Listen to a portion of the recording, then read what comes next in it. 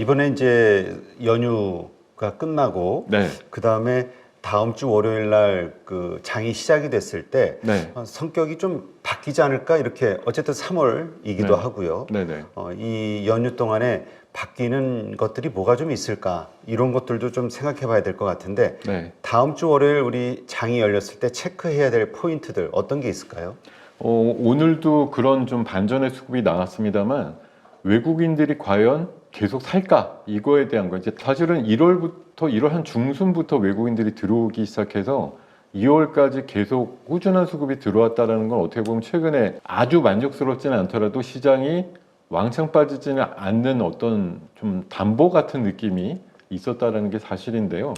3월 달에도 과연 외국인들이 나머지 수급을 자극시킬 만한 이 녀석들이 사실 1, 2월 달에 많이 샀단 말이에요. 거의 한 10조 정도 샀는데 이거를 결국은 끌고 가서 우리나라의 코리아 디스카운트가 완성될 때까지 갖고 있을 거냐? 그러진 않을 것 같고요.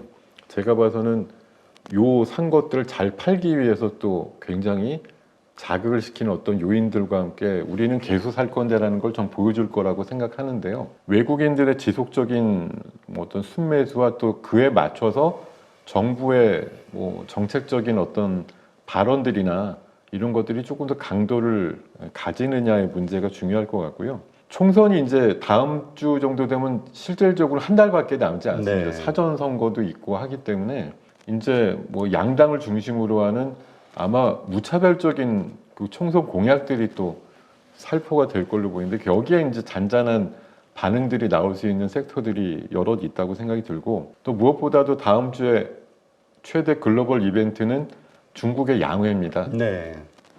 아마 다음 주 말 정도 되면 결과값도 나올 거고 올해에 대한 어떤 GDP 성장률에 대한 예상치도 나올 것이고 목표치도 나올 것이고 또 시장에서 늘 기대하지만 지금 부동산 중심으로 여전히 힘들다고 하는데 타개할 수 있는 부양책이 나올 것이냐 이런 여부를 좀 지켜보셔야 될 것 같고요.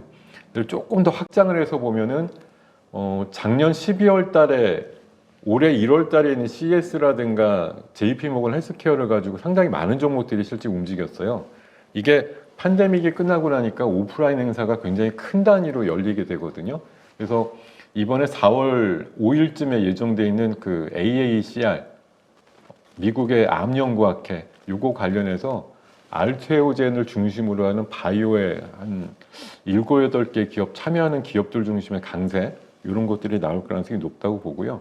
그리고 우리 시장이 아무래도 좀 묵직하게 가기 위해서는 아무래도 중대형주가 다소 포진되어 있는 밸류업과 관련된 움직임들이 결국은 뒷받침이 돼야 된다고 보기 때문에 여러분들께서 지금 나온 어떤 지원 방안의 초기 내용들은 강도가 좀 떨어진다라고 해서 실망을 하고 계시지만 생각보다는 ETF의 구성이라든가 또 관련해서 좀 웃기지만 잘하는 기업은 표창 줄게 이런 얘기 예, 그런 걸로라도 시장에 좀 의외 반응이 나올 수 있다라는 걸 주목하시는 3월 초가 되셨으면 좋겠다는 생각이 듭니다. 네. 하여튼 그러한 것들이 그 어떤 주가에 영향을 좀 미칠 거라고 예상이 되긴 하는데 그거 외에도 또 그 뭐라 그럴까요? 변수들이 여러 가지가 있겠죠. 글쎄요, 변수라고 하면은 제가 지금 말씀드렸던 내용의 강도 여부라고 저는 생각을 해요. 그냥 뭔가 이제 막연하게 사실 밸류업은 적어도 총선 이후에 더 본격화될 상황이기 때문에 지금 당장 뭐가 없는데 이걸 갖고 지금 해당되는 주가들은 일부 신고가가 나오기도 하고 이러니까 이걸 쫓아가는 게 맞는가 아닌가 이런 거에 대한 좀 헛갈림이 있으실 것 같은데 저는 지금 오랜만에 깨어난 어떤 그 종목들에 대한 시세가 바로 잠들지는 않을 것이다라고 보기 때문에 좀 불안불안하시다고 하셔도 결국은 제 가치를 찾아갈 거야. 그리고 이번에 저는 어쨌든 여러분들께서 투자를 하심에 있어서 정책이나 어떤 미래 상황에 대해서 어느 정도 내가 믿는다라고 하는 걸 전제로 해서 투자가 들어가야 되는 거니까 사실 불안감을 느끼면서 일부러 하실 필요는 없겠지만 적어도 이 정도가 수십 년 동안 우리나라에 짓눌려왔던 코리아 디스카운트를 드디어 깰 수 있는 어떤 일관적인 정책으로 좀 만들어지는 것 같아 이렇게 생각이 드시거든 저는 조금 더 전향적인 어떤 투자가 필요하지 않나 그런 생각을 들여보고요. 그리고 최근에 뭐 저런 뉴스가 돌더라고요. 애플 같은 경우가 뭐 애플카를 그러니까 포기했다. 포기했다. 네. 그러니까 무슨 현상이 나오나 하면은 테슬라가 이제 반사이익을 얻는다 이래가지고 어제 그제 이틀 동안 계속 오르는 모습으로 200불이 다시 돌아오는 그런 모습이 나왔는데 그거를 뭐 테슬라는 어쨌든 뭐 BYD한테 4분기 실적이 밀렸다고 하지만 적어도 서구 세계에 있어서는 뭐 원탑의 전기차 회사니까 뭐 테슬라가 좋아지는 거에 대한 뭐 기대감 이런 것도 있어야 되겠지만 저는 오히려 애플이 무섭게 애플카를 포기하고 AI에 집중한다 이런 거에 더 네. 좀 주목을 하셔야 될 것 같고 AI에 올인하는 글로벌 테크 회사가 하나 더 확실해졌다 이런 관점에서 보면 지금 뭐 메타도 이번에 주커버가 우리나라 와서 뭐 시적구 갔습니다만 최근에 샘 얼트만도 그렇고 우리나라를 찾아오는 흔히 말해서 거물급들이 자꾸 늘어나고 있다 이런 부분이 뭘 말하는가 지금 제가 보기에는 삼성전자만이 지금 잠을 못 깨고 있다 밸류업에도 불구하고 이런 것들이 안 되는데 이런 부분이 드디어 기회를 맞이할 수 있는 어떤 큰 내포된 움직임들이 있는 건데 이것들에 대해서 한번 신중하지만 좀 진중한 그런 좀 생각이 필요하지 않나 이런 생각이 들고요. 어쨌든 AI를 놓고는 뭐 엔비디아와 반 엔비디아 진영 간의 싸움으로 인해서 뭔가 혁신되고 더 좋고 업그레이드된 서비스나 플랫폼이 나온다라는 게 정설이고 뭐 AI 반도체라는 게 잡아먹는 어떤 열과 전기에 대한 부분 때문에 파생되는 에너지와 관련된 이슈라든가 또 냉각 이슈 또 저전력 반도체에 대한 이슈 뭐 이런 것들로 많은 부분들이 계속 혁신을 거듭하거나 요구할 것이다라는 게 시장의 전반적인 전망이기 때문에 물론 유일하게 제가 지난주에 한번 말씀드렸는데 지금 모든 얘기를 제가 쏟아서 말씀드리면 제가 지난주에 한번 잠깐 분위기 웃겨드린다고 저 혼자 무모하게 높게 예상해가지고 뭐 지리산 갔다 왔냐 이런 얘기 들을 수도 있겠다고 말씀드렸는데요. 지금 사실 말씀드린 건 다 결국은 제 상승의 논리를 뒷받침하기 위해서 좋은 것들만 많이 말씀을 드렸거든요. 유일하게 이제 걱정거리는 이렇게 많은 사람들이 무조건 확신을 가지고 좋은 얘기를 할 때 굉장히 밸류업도 좋아지고 뭐 AI도 좋아지고 반도체도 전쟁하니까 계속 좋아지고 바이오도 날아가고 리튬 가격도 바닥쳤으니까 2차 전지 날아가고 지금 모든 게 사실은 다 같이 날아가야 되는 좋은 환경이라는 게 어떻게 보면 유일한 리스크일 수도 있습니다. 다 좋아져야 되는데 이걸 과연 뭘 가지고 끌어올릴 거냐. 근데 지금 사실 어제도 오늘 새벽에도 나온 뉴스 보면 예탁금이 요새 또 계속 늘어나고 있다는 얘기 나와요. 그리고 네. MMF도 30조가 대기하고 있다고 하고요. 우리나라 지하자금까지 치면 800조에서 1000조가 대기하고 있다고 볼 수 엄청나네. 있기 때문에 우리 시장이 될 것 같으면 그리고 간밤에 보니까 인도에 굉장히 투자를 많이 했던 어떤 그 거물 투자가가 인도 주식 팔아서 우리나라 주식 사겠다고 선언한 어떤 뉴스가 있었거든요. 그래요? 물론 이제 하나의 단발마적인 어떤 투자의 뭐 행태겠지만 그 사람이 얘기하는 거는 인도의 배당 수익률이 우리나라의 반밖에 안 되기 때문에 우리나라 배당 수익률이 2배 높으니까 우리나라 쪽으로 투자하겠다고 얘기를 하고 있어요. 근데 아까 제가 표로다가 보여드렸던 이 코리아 밸류업에 해당되는 종목들의 지금 공통점을 글씨가 작아서 좀 잘 안 보이실 것 같은 저게 한 30개 정도 딱 되는데요. 배당도 훨씬 많이 주지만 저 두 번째 줄에 있는 소각 여부에 있어서 전부 다 동그라미가 채워져 있는 건 과거와 다르게 좀 자사주 산 것들을 알아서 팔게요 이렇게 손드는 기업들이 굉장히 많다라는 거. 그리고 뭐 물론 다 3월 4월에 전부 실현되지 않겠지만 우리나라 자사주 사 있는 것들 전부 다 소각하면 이론적으로 3,600까지도 가능하다라는 얘기를 다시 한번 강조드리고 싶고요. 그리고 정부에서 이번에 밸류업 관련해서 여러 가지 프로그램들 만들면서 하고 있는 원천적인 거 보면은 앞으로 주주 행동주의 펀드라든가 이런 것하고 결탁해가지고 결탁이라고 말씀드리는 게 뭐 항상 이렇게 뭐 뒷배로 뭘 탔다 이런 게 아니고 그런 쪽을 직간접적으로 이용해서 회사들의 어떤 자발적인 노력을 자극시키는 그런 활동들이 3월 달에 가셔야 될 거라고 저는 생각이 들기 때문에 이런 쪽으로도 영향받는 기업들 중심으로 뭐 마지 못해서든 아니면 같이 부합을 해서든 붐업시키는 움직임들이 많이 나올 거라는 게 제 생각입니다. 네, 그렇군요. 자, 그렇다면 연휴 끝나고 이제 증시 흐름, 3월 달 좋은 흐름이 나올 거라고는 보셨는데 네. 그냥 이렇게 쭉 이렇게 우상향으로 가는 어떤 모습이 나올까요? 아니면 역시 또 변동성들이 좀 있을 어떤 개연성이 있을까요? 한번 불이 제대로 붙으면 변동성은 아마 거의 그러니까 변동성, 치고 올라가는 변동성은 무섭다라는 걸 느낄 정도로 올라갈 수 있다고 생각이 들고요. 뭐 저는 이제 계속 예를 드는 게 2021년도 1월 달에 그 한 2주간의 모습을 한번 기억을 하신다고 하면 아주 매섭고 뜨겁고 단기 화끈하게 올라갔던 예가 있기 때문에 저는 3월 뭐 초순보다는 일단 가장 피크를 대비하는 건 4월 초기 때문에 3월 중하순부터 한 2주, 3주 정도 랠리가 매우 뜨겁게 올라가지 않을까 이렇게 생각하고 있습니다. 네, 섹터별로 움직임이 좀 다르겠죠? 네, 아무래도 3월 달에 좀 주목을 받을 만한 섹터와 네. 조금 소외될 섹터들 이런 게 좀 나뉘게 될 것 같기도 하고요. 지금 저는 뭐 거의 제가 좀 자신하거나 확신하는 섹터라고 하면 네 가지죠. 반도체와 2차 전지 그리고 바이오와 밸류업 이렇게 네 개 4대 천왕이라고 볼 수가 있겠는데 이것들의 키 맞추기 내지는 엄청난 시속 게임, 순환매 이렇게 저는 생각하고 있습니다. 그렇군요. 자, 그럼 그러한 상태에서 우리가 3월 달에 좀 주목해야 되는 네. 종목들 어떤 게 있을까요? 제가 사실 뭐 딱 찍어서 한 종목 이렇게 말씀드리는 그렇게는 잘 안 하고 있어서 계속 좀 두루뭉실해요. 왜 이렇게 쭉 나열해 놓고 이거 중에 뭘 하라는 거야 이런 말씀들을 가끔 하시긴 하는데 어쩔 수 없습니다.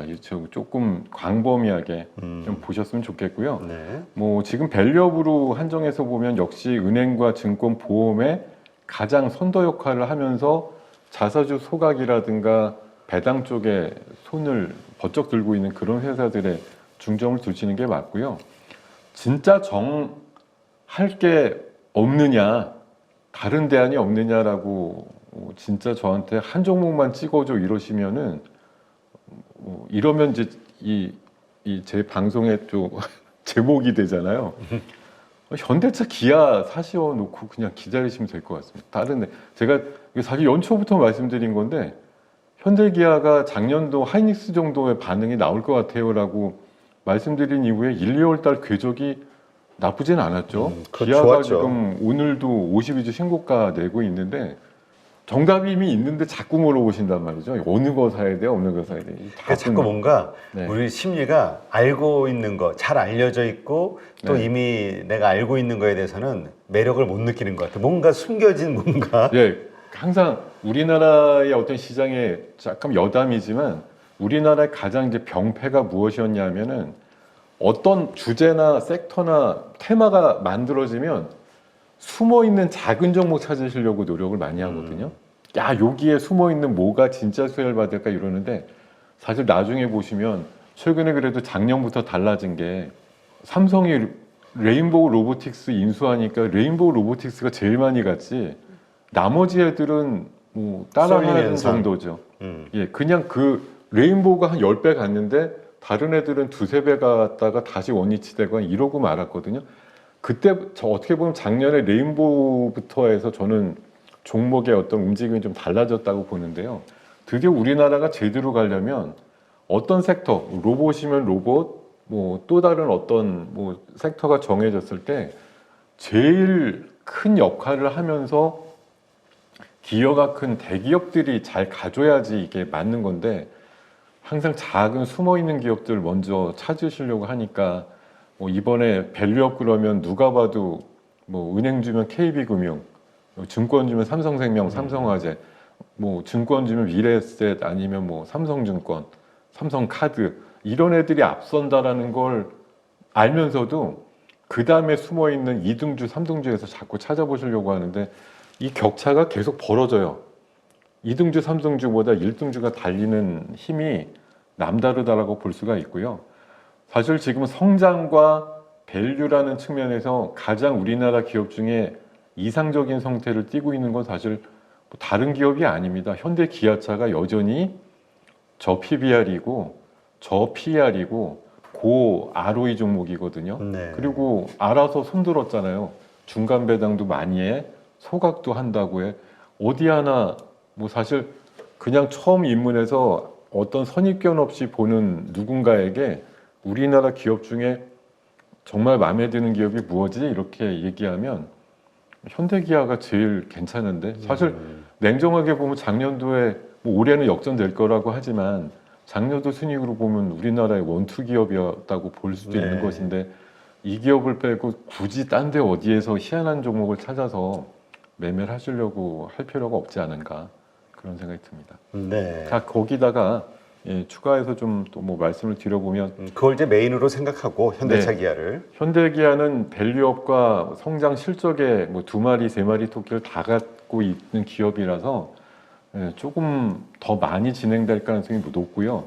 뭐 기업이 제가 뭐 지수를 마치 조금 배짱을 부려서 뭐 2,900, 3,000까지도 보는데 과연 자잘한 기업들 한 2, 300개가 뭉쳐서 그렇게 올릴 수 있느냐? 아니거든요. 2016년도, 17년도에 일본의 반도체 기업들이 망할 때 그 수혜를 받던 하이닉스, 삼성전자가 2개가 오르면서 지수가 400~500포인트 올렸던 기억이 있는데요. 지금도 마찬가지예요. 하이닉스는 그래도 제 몫을 하지만 삼성전자가 지금 아직까지 덜 올랐다 이런 건데 진짜 삼성전자가 안 오르면 되겠나는 생각을 하기 때문에 삼성전자의 기대값이 여전한 것이고 만약 그 다음으로 역할을 해줄 수 있다고 하면 하이닉스랑 뭐 견져봤을 때 올해는 현대차랑 기아가 그런 역할을 할 가능성이 높은 대표적인 기업이라고 생각이 들고요. 그거 말고도 지금 제가 최근에 뭐 이슈를 기반으로 해가지고 뭐 XR 쪽의 어떤 성장이라든가 또 밸류업 또 엔비디아는 아직까지도 여전하니까요. 뭐 그쪽으로 또 파급되는 HBM이나 CXL 이슈 그리고 조금 더 높은 레벨의 이제 칩을 원하다 보니까 AGI나 NPU 그리고 뭐 주커북의 방안을 통해서 이슈가 좀 나온 것들 그리고 제약바이오단에서 이번에 기술 이전과 관련된 대표적인 알테오젠이나 유한양행의 어떤 이슈들 그리고 비대면 이슈는 지금 저는 한 몇 주 전부터 뭐 의료 대란이라든가 이런 게 일어날 때 상대적으로 좋은 섹터라고 말씀드렸고 실제 움직임은 괜찮았어요. 근데 막상 지난주에 정부에서 전면 허용 비슷하게 얘기를 하고 나니까 시세가 꺾였거든요. 네. 사실 뭐 안타까운 얘기지만 오늘까지 시한을 두고 전공의의 뭐 복귀라든가 이런 거 이제 명령 비슷하게 했는데 사실 복귀가 많이 일어나지 않으니까 비대면은 허용이 되었을 때 누가 그걸 해줄 수 있느냐에 대해서 아직까지 조금 빈곤하다고 보기 때문에 뭐 타협의 여지는 언제 해결이 될지가 조금 난망이지만 아마 타협의 수순이 되었을 때 다시 한번 올라갈 수 있는 섹터다 이렇게 보셨으면 좋겠고 뭐 오늘은 조금 내렸지만 6월달 네이버 웹툰의 미국 상장 이슈는 여전하기 때문에 네이버 웹툰 관련주라든가 또 최근에 저는 아직 못 봤습니다만 그 인기를 꽤 얻고 있는 그 영화 관련된 뭐 그런 섹터들도 일부 컨텐츠 종목들을 건드릴 수 있다는 차원에서 주목을 하셨으면 좋겠습니다. 네, 알겠습니다. 이러한 것들 참고하셔서 연휴 동안 투자 전략 우리 가족분들 세워보시면 좋겠네요.